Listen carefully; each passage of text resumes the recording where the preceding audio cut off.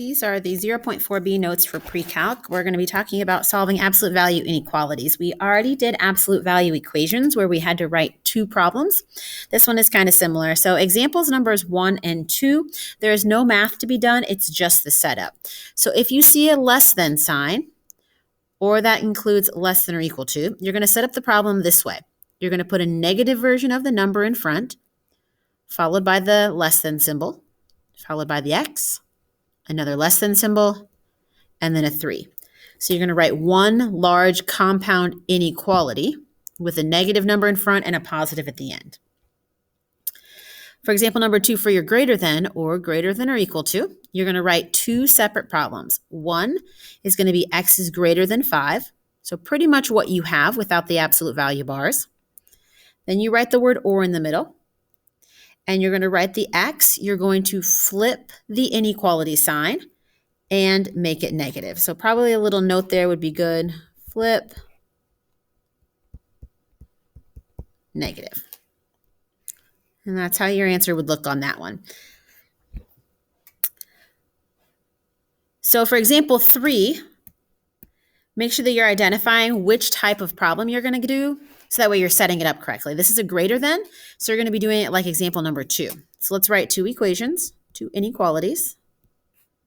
Put the word or in the middle, flip it, make it negative. So because it's a greater than, you're going to do it just like example number 2, the greater than problem, two problems. Once it's set up, the solving of it is not too bad.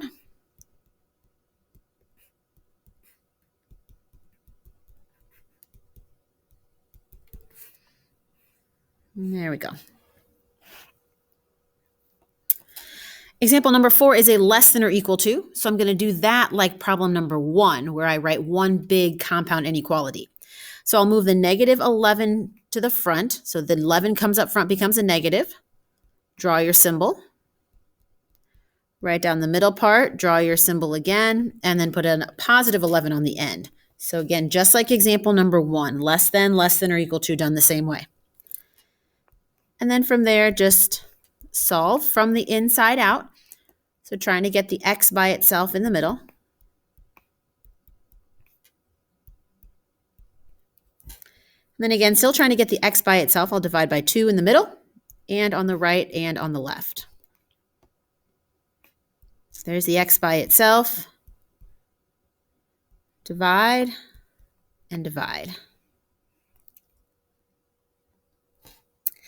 For example number 5, if you have a number on the outside of the absolute value bars, we want to move it over first. Move it over first. So the number that I'm referring to on example number 5 is the 6 out in front. I'm going to start by subtracting 6. You want to do this before you do any of the rest of the problem where you're writing it with any different sort of setup. Once you've got the absolute value bars and everything else is on the other side, then you can do the setup. This is a less than or equal to. I'm going to set this one up as one big inequality, putting a negative 5 in front, 2 plus x in the middle, positive 5 at the end. Work from the middle to try to get the x by itself, so we'll need to subtract 2 from the middle and from the right and left. Bring down your inequality signs. And there we go, from negative 7 to 3. Example number 6, there's two numbers I need to move. I have this 9 out in front and then the 6 at the end. Let's subtract the 6 first. Almost always a good idea to add or subtract before you multiply or divide. Then I want to divide out the 9 to get it to the other side.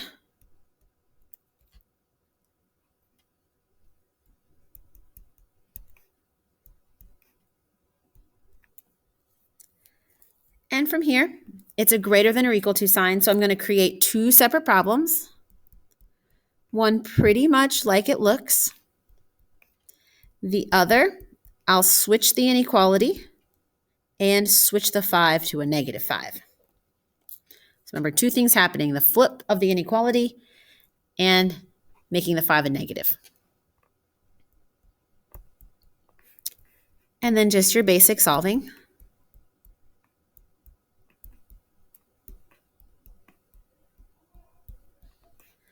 Bring down the word or.